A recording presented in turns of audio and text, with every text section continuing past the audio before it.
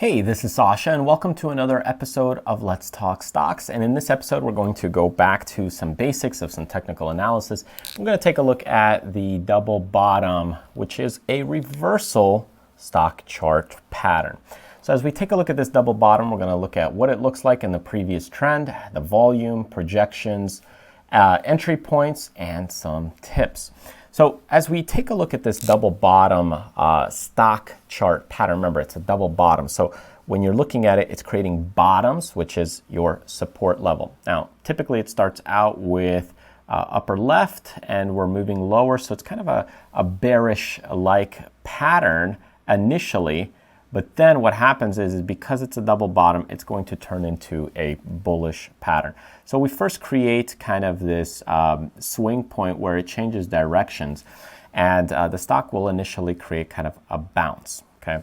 Now, we also create a resistance level that the stock starts to get into, and it comes and retries to go into higher prices, but oftentimes it can't, okay? Because there's just so much negativity from this previous movement where the stock is moving lower and lower and lower, then you got value buyers that step in. So this creates kind of our support level, okay? Those value buyers, as they step in, they try and buy the stock, but there's so many short sellers, people are still afraid of the stock, it's going lower, they're just trying to get in or get out early enough. So this is our kind of resistance level up here. So the stock then continues to move lower, and then it creates another bottom. And this is you got your first bottom, you got your second bottom, and then eventually that stock will go ahead and try and break out into higher prices. Okay, so that's really what the double bottom kind of looks like. So you create a first bottom, create a second bottom, and the stock then moves as a reversal pattern from that declining earlier trend. And then it comes in as a bullish movement.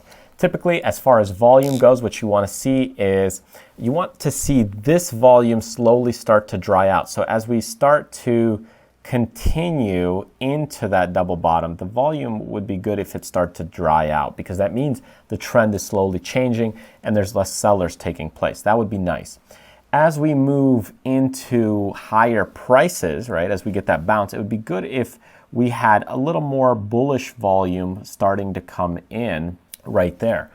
Then what would also be nice is that as we decline right here, because again, we're changing direction, it'd be good if that also started to weaken.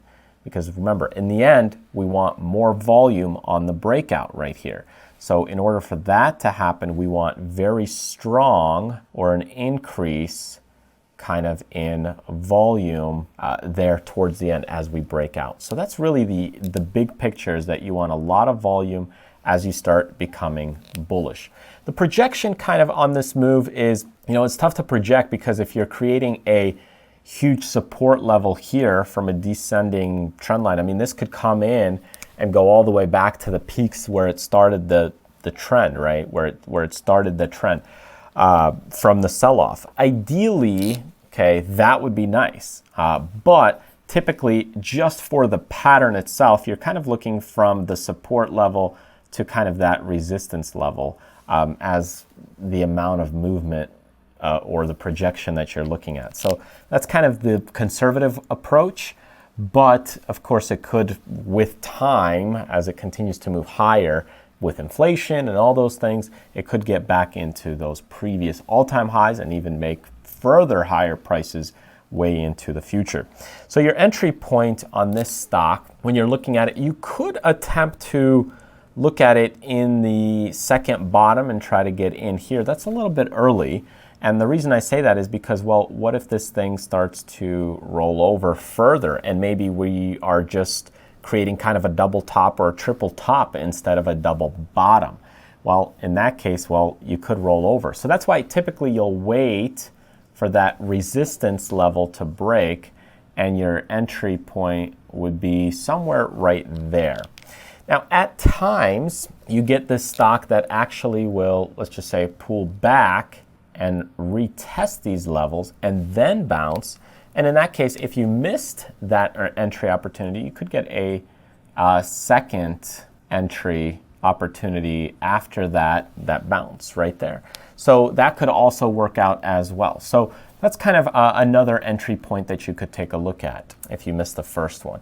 So that's kind of the double bottom pattern. Of course, this could turn into a triple bottom, quadruple bottom. There could be a lot of things that change this pattern. This is just a couple of tips for you. This could turn into even a double top or a triple top, and it could actually roll over. The key thing here to watch is how far has that trend been moving lower. If it's been going down for quite a long time, well, maybe it's time for things to reverse. That could be one clue that, hey, it could be a double bottom, triple bottom, whatever the case may be.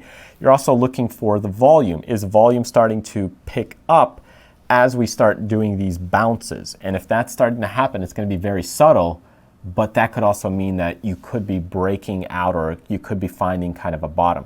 This consolidation could be 6 to 8 weeks. It could be 4 weeks.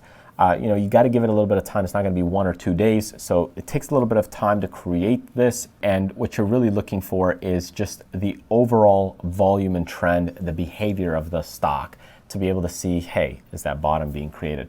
Otherwise, you could be creating a double top, a triple top. It could be rolling over.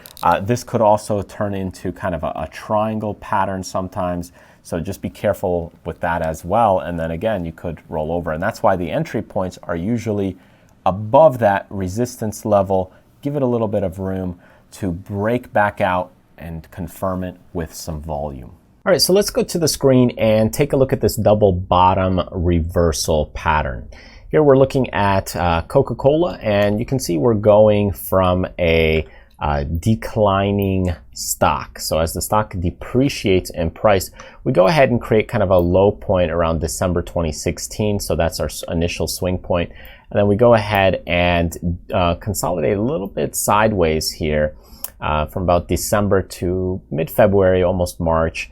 And around mid-February, we hit another bottom there. So you can see how these two bottoms line up right there. And that creates kind of a double bottom. You also have some resistance right overhead. And your entry point on this stock, and you can see it tried to break out just around March time. The volume was not anything amazing here, but that was your entry opportunity, was when it broke out past that resistance level. So that stock broke out. It tried to retest that price level, and it managed to hold that support. Broke a little below it, but overall managed to hold that price level. So there it is, came back, retested it, and bounced. So that's really your double bottom here, as you have two bottoms created within the stock price. And you'll notice the volume here as well that was created that was a little bit weaker and slowly starting to build, okay? And once you had that breakout, you had much more volume coming in once you got an influx of buyers. Okay, let's take a look at one more example here, and this one is in Lowe's. You have a bottom here that was created right around July 18th, and you can see here we have two bottoms in place, and also around mid-August that was created. So this was around, let's see here, 2017, I believe.